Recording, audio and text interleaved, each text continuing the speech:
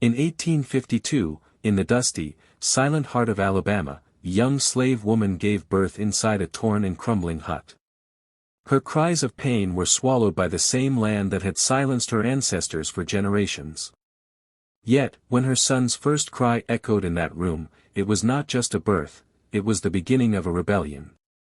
His name was Jackson, born into chains, raised in dust, but eyes lit with an untold fire. 3 days later, his mother was back in the fields, picking cotton under the burning sun. Jackson lay alone in the dirt, hungry, but calm. He would often smile, as though even as an infant, he knew, he wasn't meant to live like this forever. At the age of 5, Jackson witnessed horror for the first time. His uncle, gasping for breath after hours of labor, paused for a moment, and was whipped brutally in front of everyone. Jackson rushed forward, but the master shoved him into the mud. That night, his mother, bruised and broken, held him close and whispered, "You must never forget, your voice may be chained, but it is your sharpest weapon." That night, Jackson looked at the stars and made a vow, "I will break these chains, for all of us." Though slaves weren't allowed to read or write, Jackson's thirst for knowledge was unstoppable. A retired white teacher named Mr. Edwards, secretly opposed to slavery, noticed Jackson's hunger to learn and began teaching him in secret. Jackson devoured every word, every book, every lesson like a starving man given bread. He asked bold questions, about justice, power, and freedom.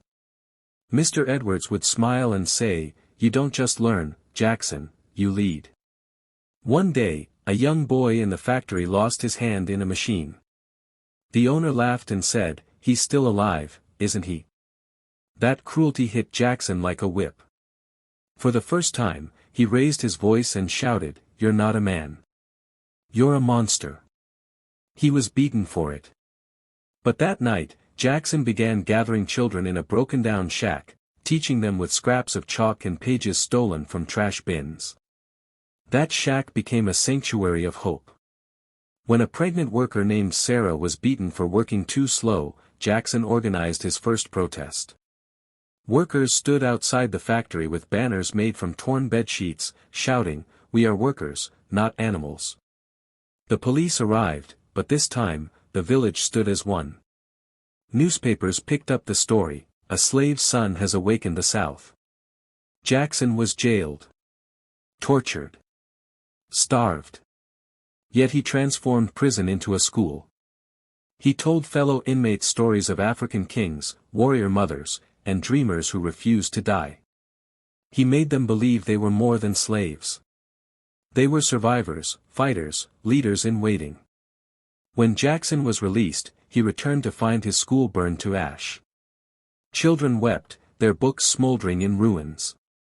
But Jackson stood tall and said, "They can burn our walls, not our dreams." The villagers rebuilt it, larger, stronger, louder. Soon after, when landlords slashed worker wages, Jackson led a strike. The government sent soldiers, but one general quietly said, "My mother worked in these same fields. I will not raise my rifle against my people." For the first time, even power bowed before truth. Then came the march to Washington. Jackson walked with thousands, mothers with babies in slings, elders on crutches, children with books clutched to their hearts. Their chants echoed across cities. When they reached the Capitol, Jackson took the podium and declared, "We are not asking. We are remembering who we are." The country shook. Laws changed. Slavery was abolished. Workers gained protection. Women found voice. The headlines read, "Jackson Harper, the son of a slave who freed a nation." But Jackson refused politics, power, and praise.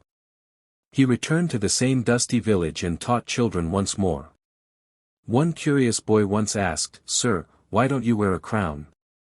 Jackson smiled gently and replied, "True kings don't wear crowns, they lift others."